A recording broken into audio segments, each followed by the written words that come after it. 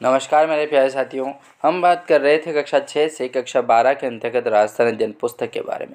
दोस्तों, यह पुस्तक एनसीईआरटी और आरबीएससी की प्रमाणित पुस्तक है। तो आगामी प्रतियोगी परीक्षाएं जो आपके 2025 में घटित होने वाली है, उनमें राजस्थान जीके के जो प्रश्न पूछे जाते हैं वो इन्हीं पुस्तकों से पूछे जाएंगे। ठीक है, क्योंकि कक्षा 6 से लगा करके जो कक्षा 12 की जो पुस्तकें होती है, राजस्थान अध्ययन की पुस्तक, सामाजिक विज्ञान की पुस्तक और हमारा राजस्थान पुस्तक, ठीक है, इन पुस्तकों से ही 100% प्रश्न जो हैं वो आपको प्रतियोगी परीक्षाओं में देखने को मिलते हैं। तो इसी प्रश्नों को यदि हम चैप्टर वाइज, अध्याय वाइज अगर आप सोल्व करते जाएं तो आपके लिए बहुत ही आसान हो जाएगा। ठीक है, और इसी सुविधा को देखते हुए हमने आपके जो हर एक कक्षा की जो पुस्तक है उसको हमने पार्ट वाइज से आपको बांटा है। ठीक है, अध्याय वाइज तरीके से बांटा है और हर एक अध्याय का हमने जो क्वेश्चंस हैं वो छांट के आपको इसमें अवगत कराने की कोशिश की है। ठीक है, तो आपको बहुत ही सरल तरीके से जो है वो आपको प्रश्न है देखने को मिलेंगे इस पुस्तक में।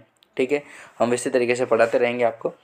और यदि पीडीएफ आप डायरेक्ट ही डाउनलोड करके प्रिंट आउट निकलवा करके यदि आप पढ़ना चाहें तो भी आप पढ़ सकते हैं। हम ये सुविधाएं प्रदान करते हैं। नीचे डिस्क्रिप्शन में मैंने लिंक दे रखा है। ठीक है, तो वहाँ से जाइए, क्लिक कीजिए, प्ले स्टोर से आप हमारा ऐप जो है वो इंस्टॉल कीजिएगा। एसके स्टडी एकेडमी के नाम से है। ठीक है, और वहाँ पर जाकर के आप नोट्स वाले सेक्शन में जाओगे तो आपको ये जो पीडीएफ है ये पूरी मिल जाएगी। वहाँ से आप इसे डाउनलोड कर सकते हैं दोस्तों। ठीक है, तो इस तरीके से जो है वो हम आपके लिए तत्पर हैं और आपकी सहायता के लिए हम खड़े हैं दोस्तों। ठीक है, तो देखिए, हम बात कर रहे थे प्रजामंडल आंदोलन के बारे में। उनके बारे में हम इसी तरीके से जो है दोस्तों वो हम बात कर लेते हैं। ठीक है, जनजातीय प्रजामंडल है, आंदोलन है, वो हमने बात की थी।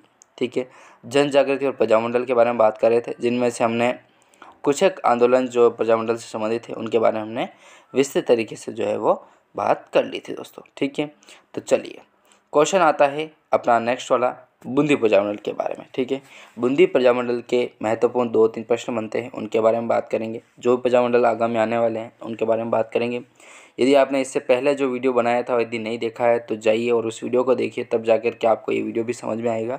डायरेक्ट पढ़ रहे हैं तो भी कोई समस्या वाली बात नहीं है दोस्तों। ठीक है, तो चलिए बूंदी प्रजामंडल के बारे में बात कर लेते हैं। ठीक है, बूंदी प्रजामंडल की स्थापना कब होती है? तो स्थापना होती है 1931 में। किसके द्वारा होती है? तो कांतिलाल और नित्यानंद के जो नेतृत्व में है इसकी स्थापना होती है बूंदी प्रजामंडल की।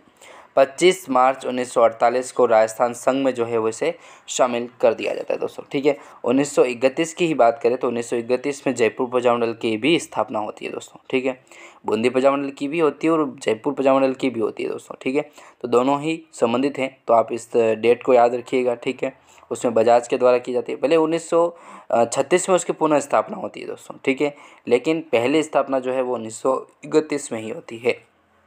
चलिए मारवाड़ प्रजामंडल के बारे में बात करें तो 1934 में जो है वो इसकी स्थापना होती है मारवाड़ प्रजामंडल की।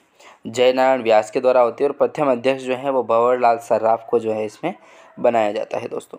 चलिए बीकानेर प्रजामंडल की बात करें तो बीकानेर प्रजामंडल जो है 1936 में इसकी स्थापना होती है और मगाराम वैद्य द्वारा जो होती है वो कहाँ पर होती है? कोलकाता में होती है। तो कुछ हर एक प्रजामंडल से आपको 2 से 3 लाइनें ही याद रखनी है, आपको ज़्यादा डिटेल में जाना ही नहीं है। क्या हुआ था न, किसने क्या कहा था न, कब क्या हुआ, कोई लेना देना नहीं है, आपको कहीं लिखना नहीं है उधर। ठीक है ना, आपको 4 ऑप्शन आते हैं, उनमें से आपकी पकड़ बनानी है कि आप 4 ऑप्शन में से सटीक आंसर ढूंढ पाओ, बस इतना ही दिमाग लगाना। इससे ज़्यादा आप देखा है किताबी कीड़े होते हैं, बस बैठे हैं लाइब्रेरी में 24 घंटा ना 12 घंटा बैठा रहता है ना, पढ़ाई करते हैं पढ़ाई करते हैं पढ़ाई पढ़ाई। लास्ट में क्या होता है? बीमार हो जाते हैं या फिर उनका मेंटल इतना ख़राब हो जाता है कि वो अपना 100% दे ही नहीं पाते उस एग्ज़ाम में। ठीक है, और वो वापस वहीं के वहीं रह जाते हैं और वो फिर गलत ठहराने लग जाते हैं कि प्रतियोगी परीक्षाएं कुछ नहीं है, आप क्या तैयारी कर रहे हो, कुछ नौकरियां नहीं लगती, ये नहीं लगती। तो बहुत तरीके क्या होते हैं, ऐसे लोगों से आप दूर रहें और पढ़ाई करनी भी ज़रूरी है। ऐसा नहीं है कि आप बिल्कुल नहीं पढ़ोगे तो हो जाओगे, पढ़ाई अपनी मेहनत आपको देना ही पड़ेगा।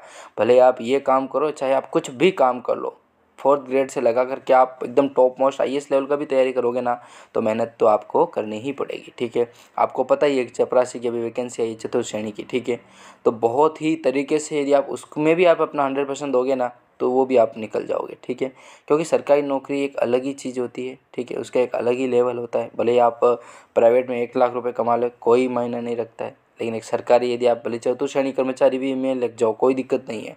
यदि आप हो ना उसमें लगे हुए तो आप मान के चलिए एक आप गोल्डन चांस है आपके लिए वो। ठीक है ना, नौकरी। इस तरीके से। तो आप इन नोट्स को जो है, ये पीडीएफ जो मैं आपको प्रोवाइड करा रहा हूँ ना दोस्तों, ये बहुत ही सटीक तरीके से और बहुत मेहनत से बनाई गई पीडीएफ है, ठीक है। इसको बनाने में मुझे 1 साल लगा है, लेकिन 1 साल को मैं आपको ना बहुत कम समय में आपको पढ़ाने के लिए दे दूँगा दोस्तों, ठीक है। वीडियो के माध्यम से देखो टाइम लगता है, मैं जानता हूँ, मैं ही मानता हूँ इस चीज़ को, और आपके पास इतना टाइम नहीं होगा क्योंकि परीक्षाएँ जो हैं वो आ गई आपके मार्च तक, फरवरी तक परीक्षाएँ हो जाएगी। आप रीट दे रहे हो तो रीट तो अभी फरवरी में है, 18 फरवरी को।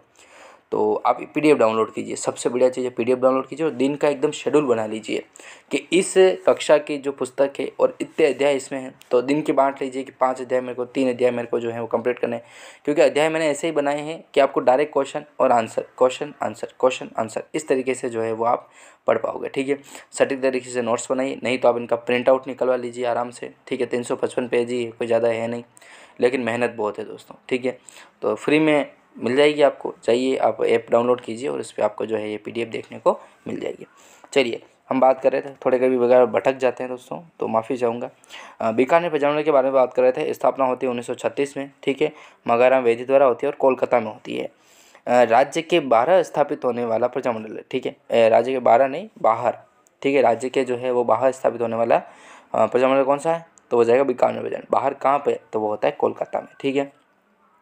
तो बीकानेर प्रजामंडल की स्थापना कब होती है, 1936 में होती है। अब इससे हम संबंधित लेना चाहते हैं, पुनः स्थापना 1936 में किसकी होती है, बता सकते हो आप, हमने इससे पहले ही पढ़ा था। तो वो होती है जयपुर प्रजामंडल की, ठीक है। जयपुर प्रजामंडल की जो पुनः स्थापना है वो 1936 में होती है, ठीक है, बजाज द्वारा। लेकिन 1931 में जो है वो मूल स्थापना होती है, उसकी नींव जो है 1931 में रखी जाती है, ठीक है, ना कि 1936 में। आपको कंफ्यूज करने के लिए बहुत सारे इस तरीके से जो है वो ऑप्शन दिए जाते हैं और आप भटक जाते हो और प्रश्न जो है वो आप गलत करके ही आते हो। तो ऐसा अपने को नहीं करना है, सटीक आंसर याद रखना है, थोड़ा याद रखो लेकिन सटीक याद रखो, ताकि उससे संबंधित कोई भी प्रश्न आए तो आप उसको फोड़ के आ जाओ, ठीक है। चलिए, धौलपुर प्रजामंडल के बारे में बात करें तो धौलपुर प्रजामंडल जो है वो 1936 में इसकी भी स्थापना होती है, धौलपुर की। कृष्णदत्त पालीवाल और ज्वाला प्रसाद जो जिज्ञासु थे उनके द्वारा इसकी स्थापना होती है, ठीक है। इसके बारे में कुछ विशेष जानकारी नहीं है तो आपको भी नहीं पढ़नी है दोस्तों, ठीक है। तो ये प्रतियोगी परीक्षाओं के लिए आपको ये सटीक जानकारी और जो जितनी जानकारी मैं दे रहा हूँ थोड़ी है लेकिन बहुत ही इंपॉर्टेंट है, ठीक है, इसको याद रखिएगा। चलिए नेक्स्ट प्रजामंडल की ओर बढ़ते हैं, तब तक अपन मिलेंगे नेक्स्ट वीडियो में, तब तक के लिए जय हिंद।